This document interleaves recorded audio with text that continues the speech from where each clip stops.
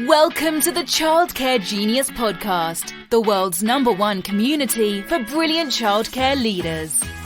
Each episode will feature interviews with the brightest minds in the childcare industry to guide you into becoming a smarter business leader. Our hosts have opened 10 schools while raising 5 children. They are certified business coaches, best-selling authors, and have personally helped thousands of childcare owners around the world achieve incredible growth. Let's welcome to the Childcare Genius Podcast, Brian and Carol Dupre.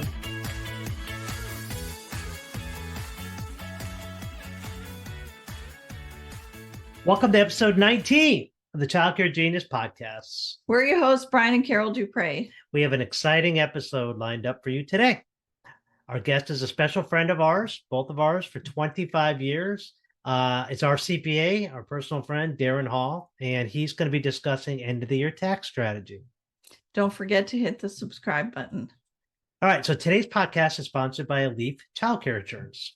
Give Blake a call at 972-754-8595 to get a free quote on childcare insurance today.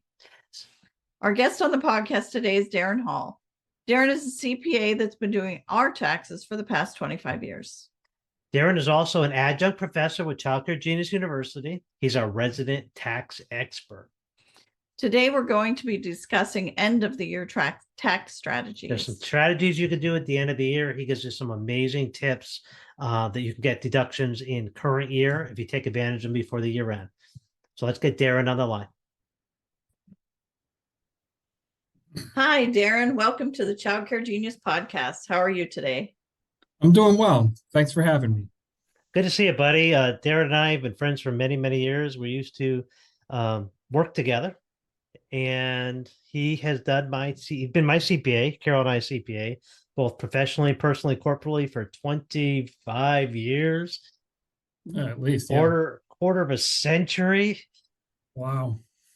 It's a long time. Yeah, he's seen me through a lot of ups and downs, and more lately ups, but early on downs. And he's a great CPA and a good friend, and we're happy to have you on the podcast. Well, I'm happy to be here. Well, so as you know, we coach childcare clients around the world, and you have helped many of our people in the past. You've helped us with trainings. You've helped us. You've come on a podcast episode before. So we wanted to bring you on end of the year. You know, we're filming this at the end of 2022, and there's things you could do to position yourself from a financial perspective, from a tax perspective at the end of the year that you can't do after the year changes. So we wanted to get you on and ask you some questions. So the first one is, what do you say some of the biggest tax mistakes small business owners make? Well, it's always going to be missing deductions that you could take, that the law allows you to take. Some of the biggest ones are mileage deduction for use of your personal vehicle. I can't imagine there are very many daycare owners out there that aren't running to the bank, running to the store, running here, you're running to do this, and you're in your personal vehicle all the time. So if your vehicles aren't owned by your daycare and you are using them, if they're personal vehicles, you're entitled to a deduction from the IRS for, the number changes every year. I think it's 56 cents right now. I'm not 100% certain of that, but there's a standard mileage rate that you're allowed, that you just keep track of your mileage and turn that number over to your CPA. You know, I drove 2,700 miles for business last year, and that converts into roughly $1,400 tax deduction that you don't have to pay taxes on. So that's a big one. Business meals is another huge one that a lot of people miss. You know, anytime if you go to a meal and you're discussing business with someone, you know, a potential customer or a employee, if you're taking your employees out for a celebratory meal, anything like that, you are entitled to for 2022, you're entitled to a 100% deduction for any meal that qualifies as a business deduction. 2023 to 50%, but for right now this year, you're entitled to 100% deduction. So keeping track of those meals, keeping the receipt, documenting who you were talking to and what you were talking about, you're basically documenting the business purpose, will allow you to take a deduction for that. And these are a lot of things that people tend to miss. The other big one is, paying attention and taking advantage of any credits that are out there. The employee retention credit having been, one of the biggest ones that we've seen over the last few years. But to my knowledge, there are still a lot of businesses out there that qualify for this that haven't taken advantage of it. And that's, I'm sure, Brian, I'm sure you're aware, any business that was impacted by a government mandated shutdown or a government mandated partial suspension of operations. So if the government tells you, because one child tested positive for COVID in one classroom, that you need to shut that classroom down for 10 days, if that is a significant portion of your business, it's considered a partial shutdown of your business, and it's state mandated. So therefore you are allowed this credit for that period of time. And it can be a fairly significant dollar amount, depending on how long the shutdown is for. Yeah, I've seen clients get anywhere from $10,000 all the way up to $500,000 back from the IRS on this employee retention credit, which is amazing. Yeah. It doesn't have to be. A lot of people hear shutdown and they're like, well, my business stayed open the whole time. But if you normally had 20 children in a class and a state mandate said you can only have 10 children per class, that's a partial suspension of your operations, and you qualify for the entire time you're under that kind of restriction. So there are all kinds of ways that someone qualifies. I know restaurants are the biggest one, where they were not allowed to have clients come in or customers come in and sit down and eat. They were doing takeout only. That's a partial suspension of their operation. You qualify for this credit the whole time that they're under those rules. So really the biggest thing is ask the question. Ask the question of your CPA, your tax preparer. I would caution people. You see a lot of companies out there. I see them advertising on TV, telling you they can get you these credits. I would really urge anyone to go to a CPA, go to your payroll company, go to somebody that's going to do this for you, because a lot of these companies out there are charging a contingent fee. They're telling you they're going to take 20%, 25%, 30% of the amount of credit you get. And someone who's getting a $500,000 credit back is going to pay $150,000 or $125,000, to somebody to do it. And that's ridiculous. This should, on a large scale, somebody that's getting $500,000 back shouldn't be paying $5,000, maybe in fees to get this done. So I would urge against going to one of those places. Call your CPA, call your payroll company, and if they don't help you, call me. Yeah, because actually I've seen people, the CPA, and new things come in, and sometimes people are not educated on IRS things. IRS changes every year, and this is a new credit. And I've seen it where the CPA didn't know much about it, said they didn't qualify, and they actually did. So, it doesn't hurt to run it by Darren if your people said, hey, I think I qualify, but my CPA doesn't. You'll be happy to look at that as well, right? Absolutely. Good. Can you give childcare business owners some end of the year tax tips? Sure. Well, one of the easiest things is if you are a cash basis taxpayer, that means you file and report your taxes on the cash basis. One of the easiest things to do, make sure that you pay all of your expenses, at year end. You can pay things, up to 1 year in advance, and still write it all off in the current year if you pay it in the current year.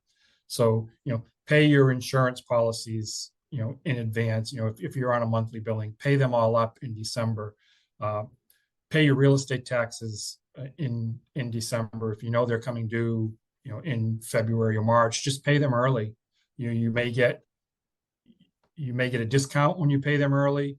Plus, you can take the tax write-off in the current year as opposed to waiting and taking it next year. Making any purchases, any large purchases that you need to make, maybe you need to replace some equipment at your daycare, and you're planning on maybe doing it next March. Well, do that in December, and with the bonus depreciation rules, you can write off 100% of it this year. So there are some real simple ways to push your deductions into this year, so that you can reduce your tax liability this year. Of course, the downside of that is that you're going to end up with a higher tax liability next year, but you end up working on ways next year to try to take care of that, and to continue to just kind of kick the can down the road as far as you can, so that you essentially put off paying the IRS for as long as you can. Good tips, Darren. And I always meet with you at the end of the year, and we kind of go over these end of the year's tax strategies. Last year, it saved me quite a bit by you and me sitting down and say, hey, you should do this, and the other thing. You saved me a boatload, hundreds of $1,000s in taxes over the years just by these little strategies. So thank you for sharing those with us. Now, yeah, one other thing I wanted to fire in there that a lot of businesses miss is there is a special tax law that's referred to as the Augusta rule. And that rule allows an individual to rent out their primary residence for up to 14 days a year and not pay tax on that income, as long as it's under 14 days. 14 days or under.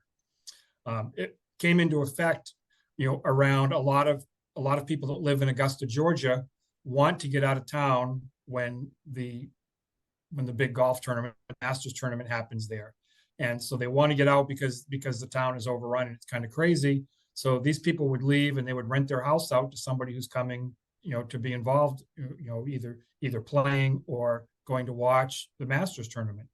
And so they basically got this special provision put into the code so that they could rent their home and not have to deal with reporting it on their tax return.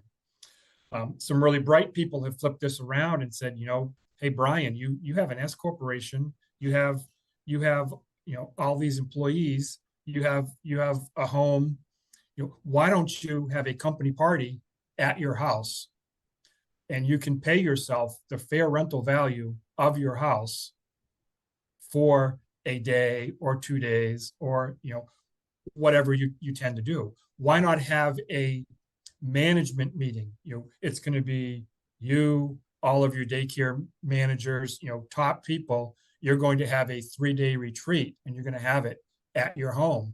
Now you can legitimately rent your home to your S corporation. Your S corporation gets a deduction, which means that money comes off of your income, and you personally get that check, and you don't have to report the income.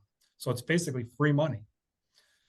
And a lot of businesses will do this and take advantage of it. And again, it has to be a legitimate purpose. You can't just write a check for 14 days of rent.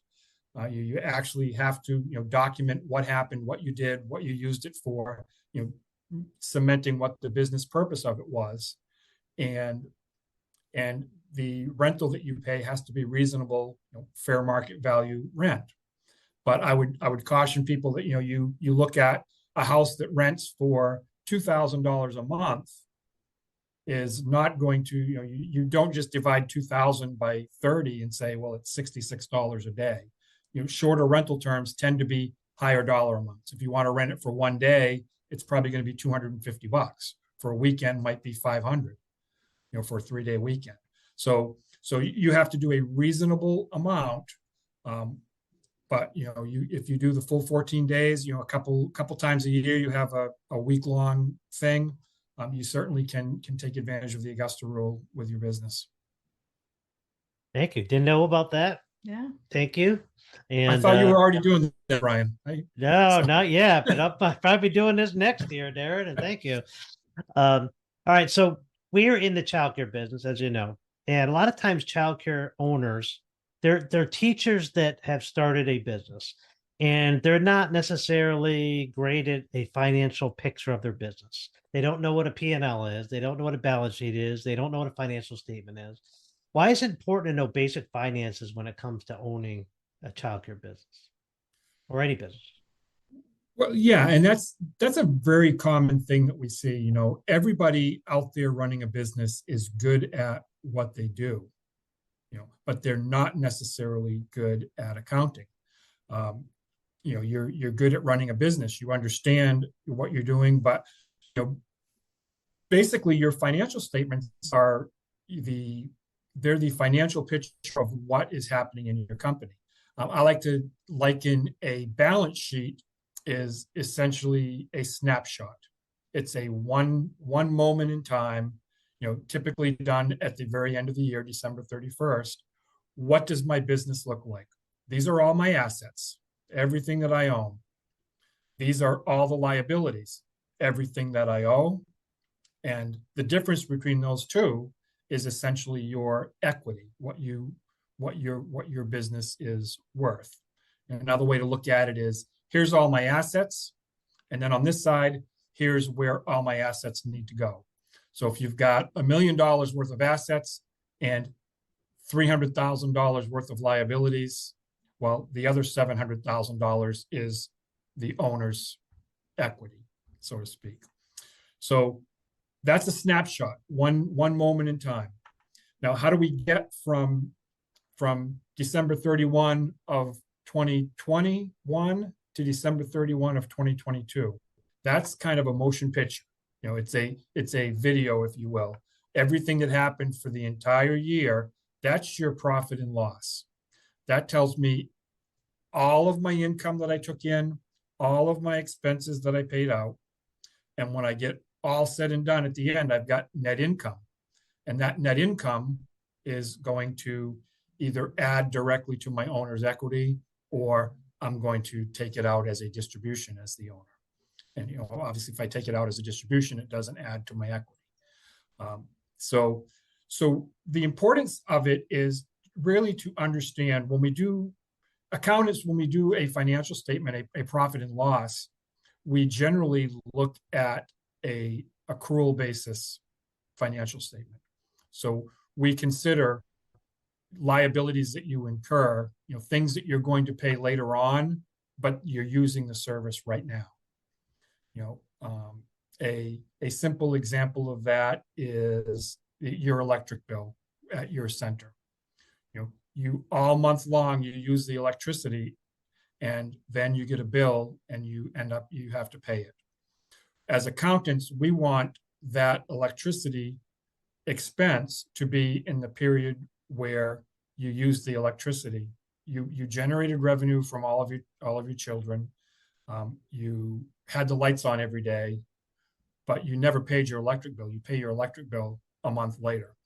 So what we do is, the reason we record a liability is we say at the end of the month, we say, Brian's business owes $500 to the electric company. We charge electric utilities expense, and we put the offset in a liability account, which shows up on your balance sheet. But what that does is it allows us to match all of your income and all of your expenses and get it into the same month.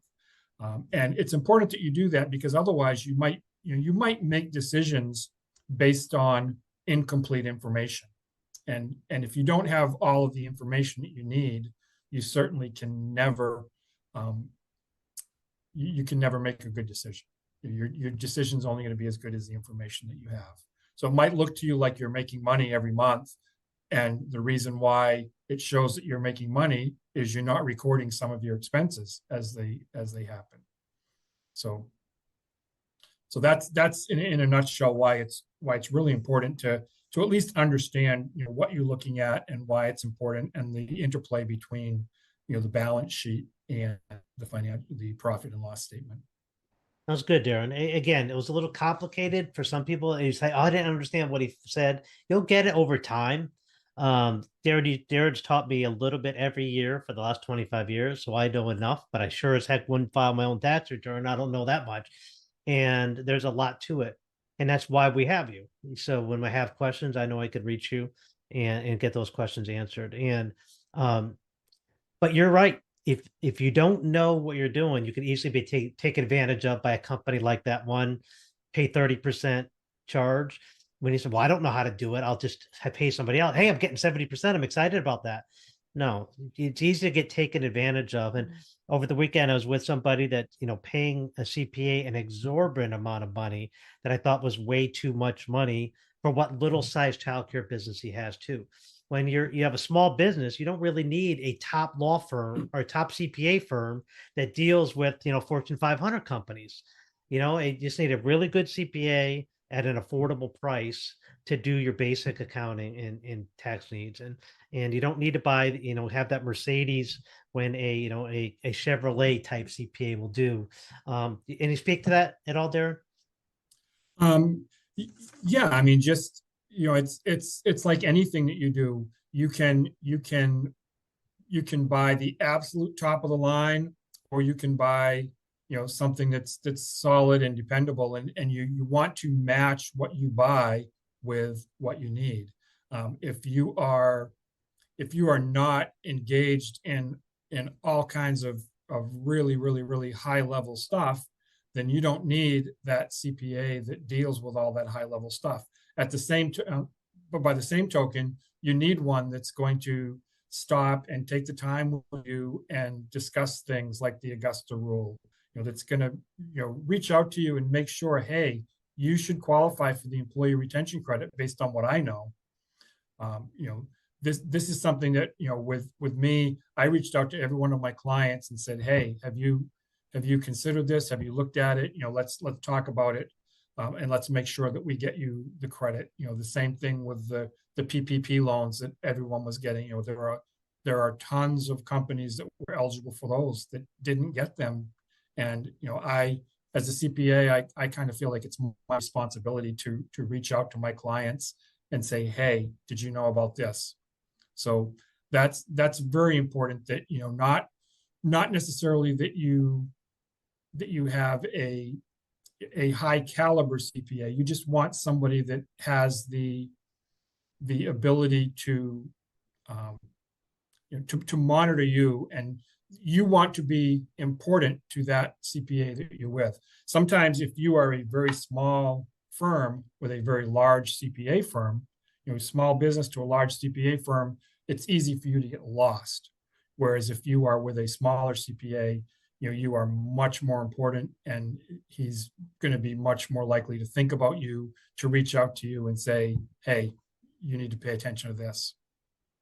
Yeah, and Darren has that capability. I mean, we own 17 different LLCs and companies, and our tax return is 160 something pages long, and you do it all.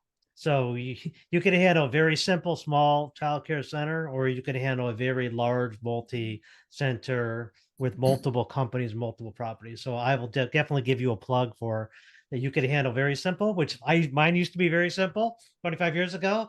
And now it's a lot more complex, and you handle it just fine. And we've grown over the years, and you've helped us. We appreciate that. Thank you. So, we like to take tax deductible vacations. Can you share Sure with the do. audience the criteria for writing off a business trip if it's also a vacation? Sure. Inside the United States is really easy. You need to spend a majority of the days of your trip as a quote business day. Now, a lot of things qualify as a business day. So let's say you're going to go to Las Vegas for 2 weeks. So you got 14 days. Okay, first off, your travel day to and from count. So there's 2 days that are business days. Now we need to get to, out of 14 days, we need to get to 8 business days for you to write off the full cost of your travel. Let's say that when you get to Vegas, you are going to do a 3-day conference on, let's say your conference starts on Tuesday, Wednesday, and Thursday. So Tuesday, Wednesday, and Thursday are going to be business days. And then let's say that the following week you have a Monday, Tuesday conference. Those 2 days count. You are also allowed to count what's called standby days. So Friday and Saturday, Saturday and Sunday are holiday. You're not going to be able to do anything on those, those are non-working days. And since you're there on Thursday, it wouldn't make sense to fly home on Friday, fly back on Sunday. So the IRS allows you to count all of those as business days as well. So you can see already just by having a couple of things scheduled, you pretty much get to the point where your trip is without question going to be a 100% business trip. Now, on those days, if you take a personal day, let's say so you do the conference on Monday and Tuesday, and then you take Wednesday and Thursday as personal days, you do some work on Friday, and you go home. Those 2 days that you're doing personal stuff and that are not considered work days, you can't deduct your hotel costs and your meals for those days, but all the other days and 100% of your travel is deductible.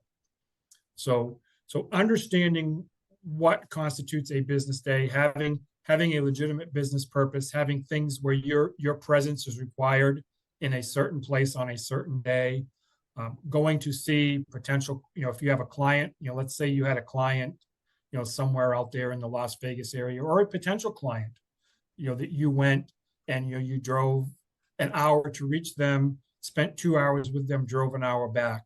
Boom, there's your 4 hours. That's now a business day. Go do what you want with the rest of your day. You've met your requirement of working for 4 hours. And it's pretty easy. Drive there, meet the client, your potential client, take them to lunch, deduct the meal, talk business with them for a couple of hours, drive back, and that's now a business day. Some other things to consider. Brian, you've already got this handled, but say you're a business owner and you're going to go and you're going to take a week-long trip to Las Vegas, and you'd like to take your wife with you. Your wife's ticket, your wife's meals, all non-deductible. You can't take any of that unless your wife is an employee of your company and she's going to work while she's there as well.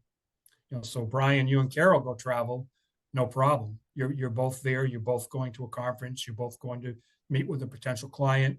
You've got everything covered. But for somebody whose spouse does not work in their business, it may make sense for you when you look at the whole analysis. Have your spouse become an employee of the business. Give your spouse a regular duties that she does with the business. Give her a small paycheck. Then when you decide to take her on a trip with you, you can legitimately deduct the cost of her plane ticket as well. Same thing applies to your children. If your children are employees, they can go with you. You can deduct the cost of their plane tickets. Again, the whole thing comes around, are they a bona fide employee of the company? Do they do something for the company on a regular basis? Yep. The key is to keep good records, right, Darren? Exactly. Document what you did, where you went, every single business activity that you had on that trip needs to be documented. I should also say that one other thing you can do, sometimes when you rent a place, your hotel room might be $150 a night when you're going to stay for 4 days.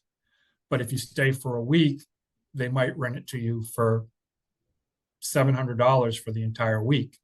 Maybe your plane tickets are going to cost you one number if you fly on Saturday, but if you stay and fly home on Tuesday, you can get your tickets for almost half price. Now, because you're doing that for a legitimate business purpose, I'm staying 2 extra days so that I can save and get my tickets for half price. All of those extra days are considered business days. So you can deduct the full cost of your hotel, full cost of all your meals, and you can be doing personal stuff. If you can show a legitimate reason why you stayed for a longer amount of time, saving costs is a legitimate business reason. Awesome. Darren, how do people get a hold of you? I'd say the best way is either by email. And my email is my initials, DMH, CPA hotmail.com. And my cell phone is 971-832-4069. We will put that in the show notes. Call or text. I'm glad to talk to anybody that's looking for Awesome, Darren. advice or help. Yeah, we enjoyed having you on. You really gave some great tips to our audience today. End of the year, really focus on your numbers.